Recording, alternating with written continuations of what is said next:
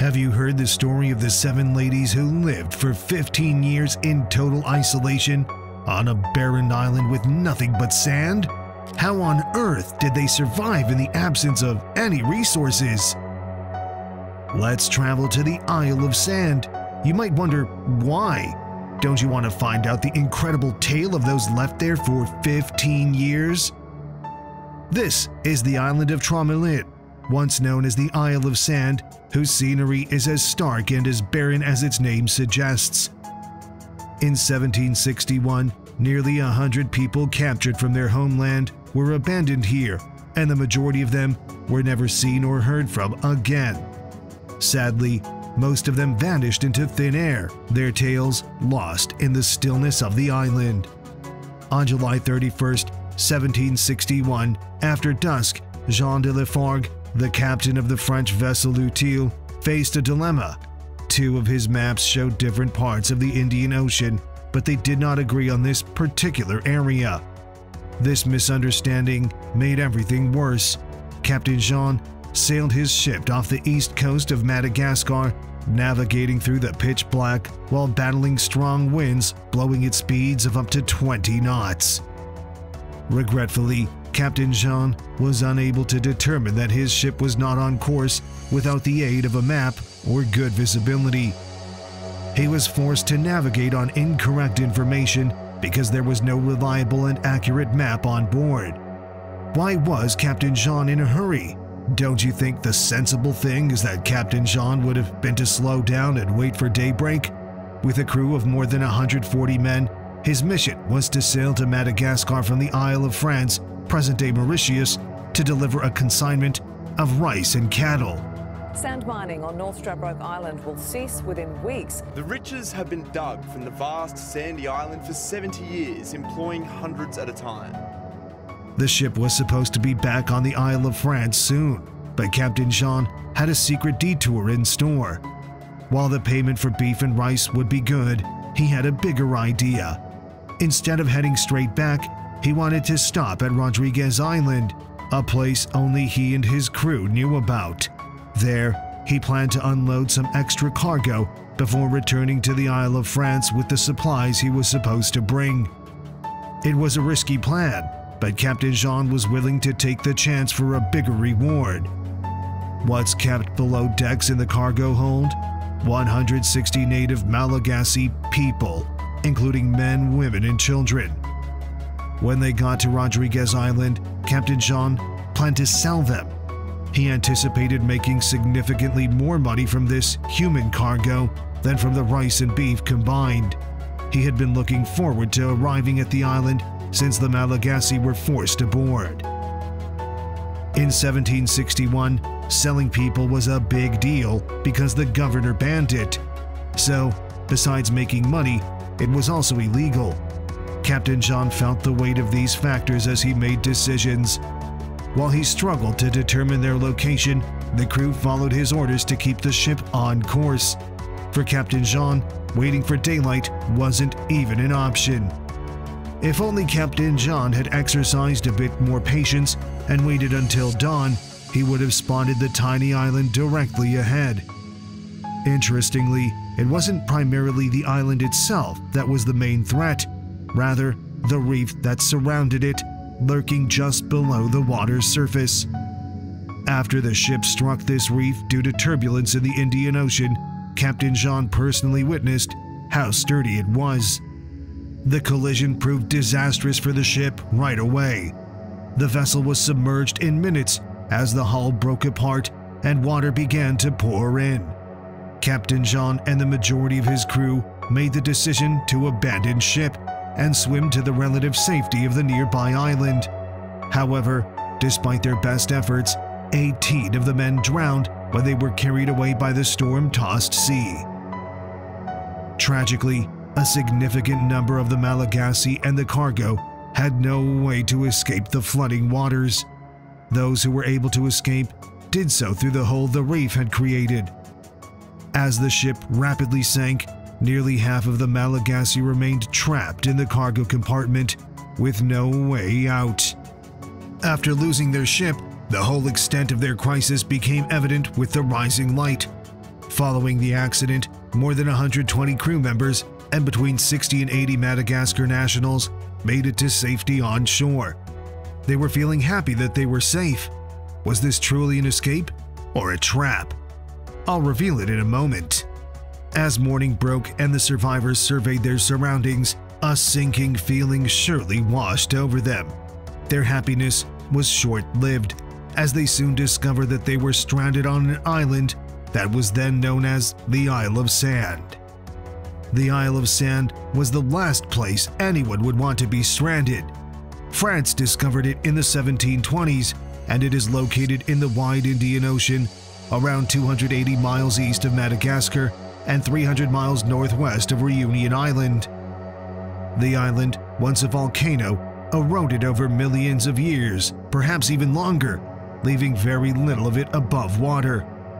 With a land area of only about 1 square kilometer, it's like imagining an island the size of an average city block.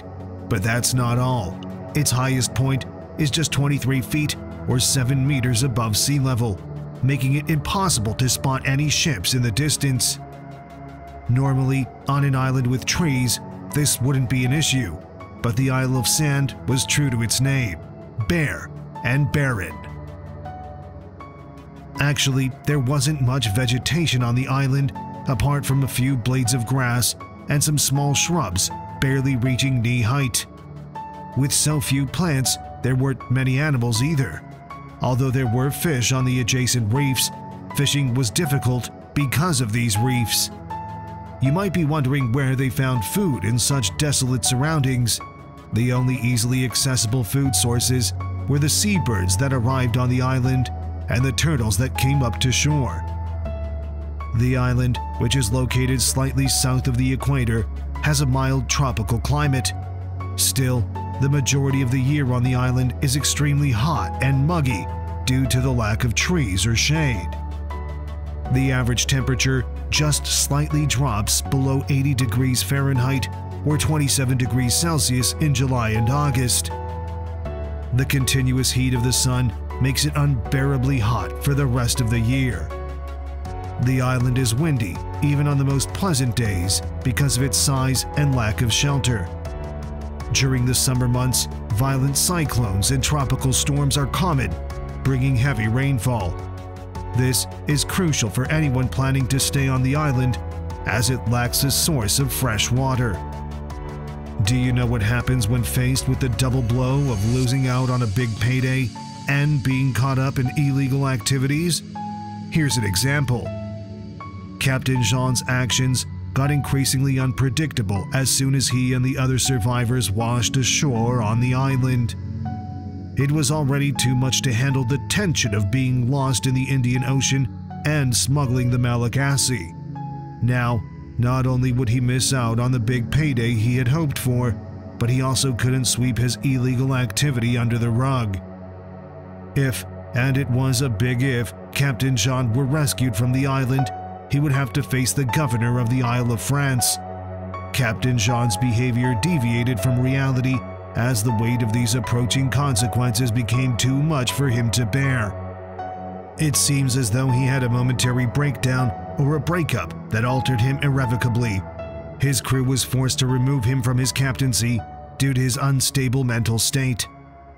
Afterward, First Lieutenant Barthélemy Castellan du Vernet took charge and started coordinating survival operations. At first, the crew gathered whatever debris washed ashore from the ship. Some even went so far as to swim to the wreck to recover any remaining provisions. As a result, they accumulated a huge supply of food, wood, and other potentially useful goods. However, the most important task, finding drinkable fresh water, was entirely ignored. At the start of their journey, the crew did not see the need to solve this problem. They had access to all the food and water and did not view the Malagasy as equals. Tragically, this oversight led to the deaths of 8 Malagasy from dehydration in the first few days. Following the deaths, the new captain gave the order to dig a well in an attempt to find water. The two groups continued to live in different social groupings, even though they shared similar conditions. Together, they constructed a forge to melt metal and an oven for cooking, essential survival skills. Nevertheless, very little of the food and water reserves were given to the Malagasy. Barthelme's order to construct a new ship from the wreckage of L'Utile sparked a glimmer of hope for everyone, including the Malagasy. It promised a potential escape from the island. You're probably asking yourself, did the Malagasy secure seats on the new ship? Surprisingly, the directive was to build a whole ship from the ground up, not just improvise a raft out of junk wood. They gave the new ship the name the Providence when it was finished. Then, on September 27th, nearly 2 months after they became stranded, the Providence was loaded up and set sail from the Isle of Sand. As it departed, it left all of the surviving Malagasy behind, with only a promise to send another ship to rescue them. After 4 days at sea, the Providence reached Madagascar. However, during the journey, an illness swept through the ship, taking the lives of some crew members, including Captain Jean. The commander, in charge of everything, had died. When the crew returned to the Isle of France, Barthélemy was summoned to appear before the governor. The governor of Mauritius, Antoine-Marie de Fort-Boucher, was furious at the breach of his ban on the importation of slaves into his territory. The governor was furious and strongly criticized Barthélemy for the poor planning that resulted in the catastrophic trip. Barthélemy continued to urge the governor to send a ship back to the Isle of Sand, despite being demonized and attacked for his efforts. Unfortunately, the governor turned him down every time he asked. The 7 Years' War, which started in 1756 and ended in 1763, diverted attention from the incident. France and Britain were engaged in a huge worldwide battle for power known as the 7 Years' War at that time. Regretfully, rescue missions could not spare a single ship. This meant that the Malagasy would not be receiving any assistance. After the Providence left the island, about 60 Malagasy people waited anxiously. Regrettably, they were unaware that a rescue ship would never come. I understand how you feel. You're not alone. Eventually, the only thing left to do for those left behind was to make the unfriendly island their home. Due to a lack of natural resources, the Malagasy people had to dig pits in the sand and fill them with coral rocks in order to construct basic houses. It's interesting to note that the Malagasy people traditionally buried their dead in buildings that resembled the mausoleums found in cemeteries today. They accomplished this by excavating large pits, then erected walls from the pit's bottom to a few feet above the ground, and covered the entire structure with a stone roof to create a respectable underground residence for the deceased. As a result, the sites where the survivors from Madagascar lived resembled the graves they had dug. The fact that the people who got stranded were from Madagascar's interior highlands, which are far from the coast, further made matters worse. Life in the middle of nowhere was not familiar to them, so they had to get adjusted to life on the coast. There weren't many tools accessible, which made this difficult. In addition, the Malagasy faced a unique dilemma. Turtles, a traditional taboo food in Madagascar, became one of their few available food sources. However, as hunger grew and they faced starvation, any reluctance to eat them quickly faded. Fortunately, neither fish nor turtles had to be their primary source of food. While evidence indicates that the Malagasy became adept fishermen during their time on the island, they primarily relied on seabirds, as they were the most abundant food source. The Malagasy population decreased even after early attention was paid to food, water, and shelter, as well as necessary adaptations. People started dying. Was it due to disease or hunger? We might not find out, but does it really matter? We can't fix it anyway. Not long after the crew left the island, the Malagasy built a sizable raft out of the wood that was still there. Once finished, 18 of them got onto the raft and paddled off the island, trying to find a place where they might return with supplies to rescue the rest. Sadly, none of these 18 people were ever seen again. The first few months of being alone on the barren island gradually stretched into years, and optimism began to fade. 3 years later, the majority of the Malagasy had perished, leaving only 15 of the original 60 survivors alive. Barthélemy departed for France a year after the Providence landed in Madagascar. However, it is admirable that he continued to urge officials to send a rescue mission for the Malagasy. Each time Barthélemy sent a letter, the governor remained steadfast in his refusal. However, Barthélemy didn't only appeal to the governor. He reached out to anyone in a position of political influence who could authorize a rescue mission. His persistent efforts eventually resulted in the Isle of France's Minister of Marine Affairs granting his requests. When the war ended in 1772, 11 years after L'Outil sank, Barthélemy's perseverance finally paid off. The Minister of Marine Affairs agreed to send a ship to rescue the Malagasy, but the procedure was extremely slow.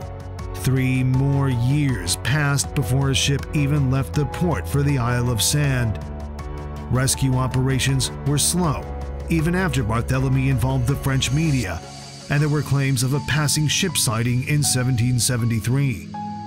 Finally, in 1775, the first ship was sent to the Isle of Sand, but frustratingly, it only made it to the outer edge of the protective reef before turning back. It would be another year before a second attempt was made. This time, the ship took a different route and anchored as close to the island as the reef permitted. The crew lowered a rowboat into the water, and 2 of them began rowing toward the island. A storm was brewing just before the rowboat departed from the ship.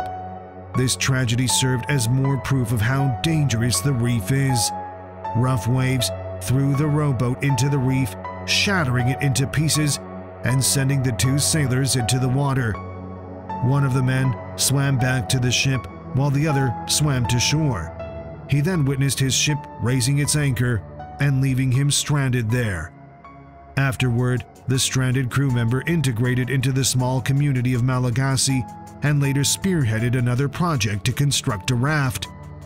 The unique feature of this raft, unlike the one built a decade earlier, was its sail made from seabird feathers found on the island. Once the craft was completed, 6 Malagasy people joined the sailor and the raft sailed into the Indian Ocean. However, like before, neither the raft nor anyone on board was ever heard from again. As the remaining Malagasy watched the raft depart, they held on to hope that it would reach land and they would soon be rescued. But what awaited them beyond the horizon? As months passed, it became evident that no help was coming. Each failed rescue attempt must have been increasingly heartbreaking as their newfound hope faded with time. They probably became used to all kinds of failed rescue attempts over time. After being abandoned by the French crew, they must have realized they were stranded on the Isle of Sand forever. They had no other choice but to pretend to live a normal life.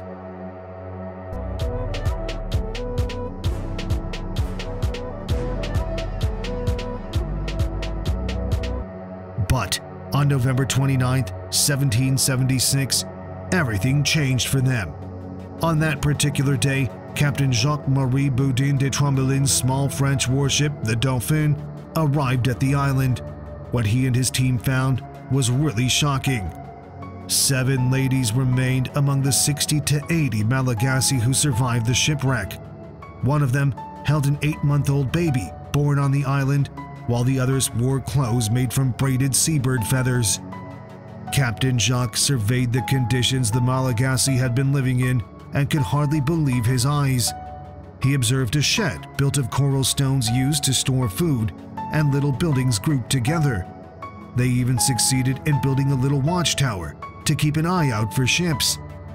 Though they had gone to great lengths to make life comfortable, now their ordeal had come to an end. It was a momentous occasion when Captain Jacques brought the woman and the baby on board. The Dauphin's departure from the island marked the first time the Malagasy had left the Isle of Sand in 15 years.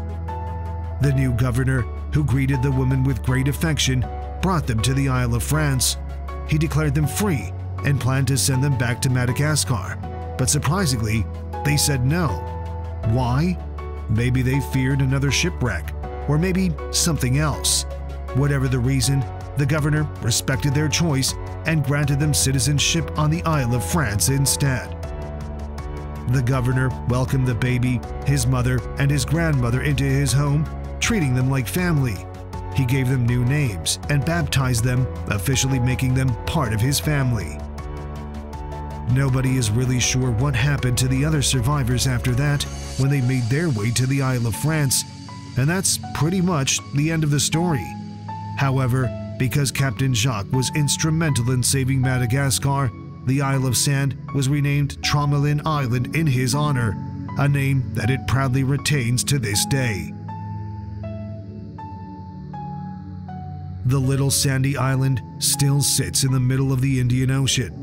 Because of its unlucky inhabitants 300 years ago, it's now an important archaeological site. Since 2006, 4 expeditions have taken place to find out how the Malagasy survived for 15 years on a nearly uninhabitable island against all odds. During October to November 2006, an archaeological expedition called Forgotten Slaves took place. The divers explored the wreck underwater. They discovered the largest items that the waves hadn't washed away over time, such as cannons, anchors, and rigging. Near the shore, the divers found marks on the rocky reef where the ship hit and stopped. With support from UNESCO and the French Committee for the History and Remembrance of Slavery, they conducted extensive research into Tromelin Island's past. This research was led by Max Guerneau and Thomas Ramon. Results were released on January 17, 2007. The team's commander, Max Guerneau, claimed that they worked very hard to dig a 16.5-foot deep well in just 3 days. Numerous bones from fish, turtles, and birds were discovered, indicating that the inhabitants made a valiant effort to survive. They even came upon a crew member's logbook. Moreover, they discovered unusually constructed sandstone in coral basements. Usually, tombs were built of stone. There was a stone for sharpening knives and 6 copper bowls. With no trees on the island, how did they manage to keep the fire burning for 15 years? They cleverly made use of wood from the ship. According to documents discovered by Guerneau, Barthélemy Duvernay never lost hope. He was likely the only person who made an effort to rescue the people left on the island, Guerneau remarks. According to Guerneau, the majority of the 60 to 80 slaves died during the first several years. Soon after they were abandoned, a party of 18 fled the island. It is uncertain if they made it to Madagascar. For the following 10 years, about 15 survivors were able to live. 3 men, 3 women, and a French sailor from La Sauterelle set off on a raft with a sail made of woven feathers just before the rescue. Their fate remains unknown. The historical records of La Dauphine and the narratives of the 7 surviving ladies are lost. Their story of being abandoned, surviving, and establishing a society can only be told through the archaeology conducted on the island. A second expedition in November 2008 didn't find the burials reported in 1851. However, it did uncover the remains of 2 bodies displaced during the construction of a weather station building. This expedition aimed to find artifacts and the remains of those who perished while stranded. Archaeologists would go on to discover 3 of their buildings, one of which was most likely used as a kitchen. It held the oven that was constructed during their initial stranding, along with a pile of copper dishes that the Malagasy had taken from the ship. Have you heard the phrase, "necessity is the mother of invention"? Well, check out this. It's a perfect example. These copper containers had been repaired multiple times. How did they do it? They found a way to fix them up, and it showed the Malagasy's determination to survive. The Malagasy had used up all the resources available to them. The Malagasy had no loose copper, bolts, or many tools. Therefore, fixing the copper bowls required bolting a patch of copper over a hole. Despite this, they were somehow able to obtain copper from the shipwreck and then melt and mold it to create a bowl patch. They used a variety of bone and other metal tools to drill holes into the patches and wrap up thin sheets of copper to use as bolts. The repairs serve as a testament to perseverance and hard work. In addition, an iron tripod used to support food over an open flame was discovered, along with handmade spoons, demonstrating their inventiveness in surviving on the island. In November 2010, a third archaeological mission discovered 3 new buildings and various objects, such as lighters and flints, revealing how the castaways kept the fire burning. The fourth expedition, which lasted 45 days in September to October 2013, identified numerous tools and shelters, along with the layout of the site. Bako Rasarifetra, a Malagasy historian from the University of Antananarivo, participated in the 2010 and 2013 expeditions. Almost 18,000 bird bones were taken from the location in 2013. These bones have undergone a thorough investigation, which has provided valuable insight into the castaways' diet. The majority of these bones come from sooty terns. These seabirds used to nest in large numbers on the island, but now there aren't as many because the survivors might have hunted them. A point de miroir or tip comb for untangling hair was found.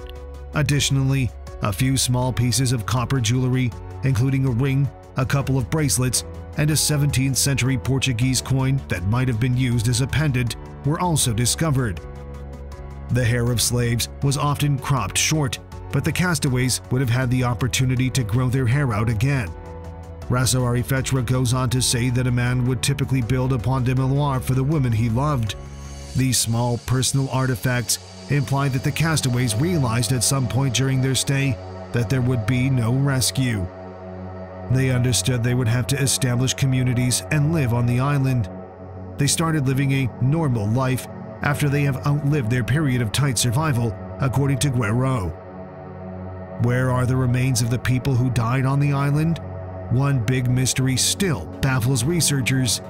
2 sets of human remains that appear to have been relocated and excavated, most likely in the 1950s, were discovered in 2008.